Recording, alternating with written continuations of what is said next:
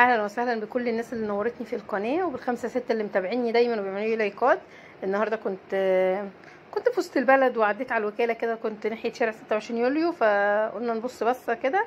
ده قصاد الممر اللي داخل على شارع اللي فيه محل ابو غاليه. خلاص. كان في استندات كتير في الشارع، طبعا طول الشارع من اوله لاخره، من اول الاسعاف وانتي داخله لحد الكوبري كده في استندات، وخاصه يوم الاحد، يعني الكلام ده كان يوم الاحد.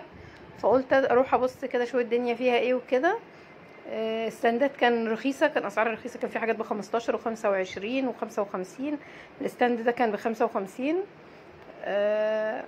ده فيه جلاليب بقى، على فساتين، على بلوزات، على ميكس كده، حاجات كتير. فبس الوكاله بالذات عايزه اللي يجرد الحاجه كويس جدا ويشوف يطلع من الستاندات، يشوف هيلاقي ايه يعني. هنا كده كان بنوتي اللي معايا، فقاعده بقى ايه تطلع وتوريني وكده.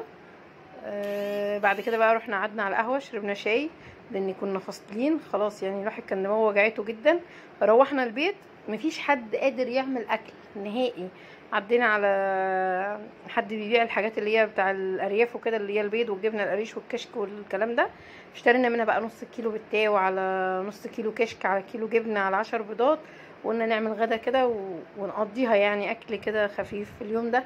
الجو كان حر وكان المشوار مرهق، يعني من 8 الصبح او 9 لحد الساعة 4 العصر، احنا مروحين 4 ونص.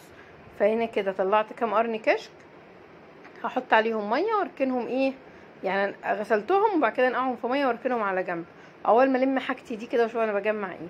فهنركن الطبق ونجيب بقى الازازة اللي بنحط فيها الكشك، ونبتدي بقى ايه نحط فيها الكمية كلها، نص كيلو كله، ونحطه في الدولاب بتاع الخزين، ضلفة الخزين يعني. خلاص. البتاو بقى من الحاجات اللي هي بيسرقوها البنات مني كده زي ما انتوا شايفين. ونحط البيض برضو في الطبق بتاعه. طبعا البيض ده الطاق ده ما كانش بيفضى يا جماعة خالص. الاسعار البيضة وصلت ل6 جنيه ونص، فخلت الواحد بيجيب 10 يعني، اللي هو انت مش بتجيبي اصلا بيض يعني.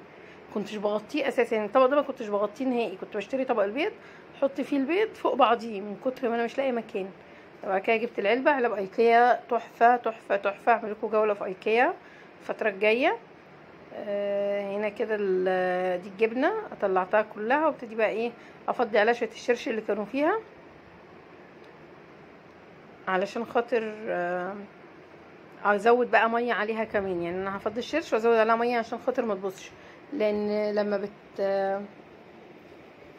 لما بتسيبيها كده بتصفر ومبتبقاش كويسه، بتحطي عليها ميه بتبقى حلوه جدا. وعرفت كمان ان هو ايه، يعني صاحبتي قالت لي ان بتتحط في التلاجة في الفريزر، احنا بنحطها في التلاجة. يعني انا عرفت معلومه جديده بصراحه ليا، ان هي بتتشال في الفريزر، مش اي حاجه يعني. المهم يا جماعه انا متلخبطه معاكم عشان كان في قطه قدامي دلوقتي وخضتني وخضت بنتي دلوقتي، يعني حاجه صعبه. المهم بقى انا خدت حبه جبنه حلوين، فكنتش مركزه، كنت بكلمكم انا مش عارفه انا قلت ايه اساسا، فاسمع الفيديو معاكم. حطيت شويه جبنه، حطيت عليهم زيت، وحطيت عليهم شطه، هرسهم بالشوكه واحطهم في الطبق اللي احنا هناكل فيه، يعني اركنهم في الطبق اللي احنا هناكل فيه. نجيب بقى الطاسه بتاعتنا او الطبق اللي احنا نعمل فيه، نحط فيه حته سمنه بلدي ونحط فيه البيض.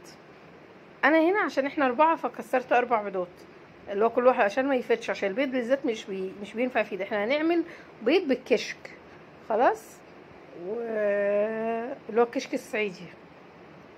فدي من الاكلات اللي انا كنت بحبها جدا زمان وانا صغيره، وجدتي كانت بتعملها لي. فحاليا انا لحد الان يعني انا بحب البيض بالكشك جدا جدا جدا. والحمد لله ان ولادي متعلمين الاكلات اللي انا بحبها هما بيحبوها، يعني مش حاجه انا ما بحبهاش هما يحبوها، لا احنا بنحب نفس الاكل وناكل نفس الاكل وكل حاجه. انا حطيت شويه ملح صغيرين جدا جدا جدا عشان الكشك بيبقى فيه ملح. ونبتدي بقى نشوف نحط الحاجه بقيه الحاجات. نقلب البيض استوى، نحط حته سمنه تاني وانزل بقى بالكشك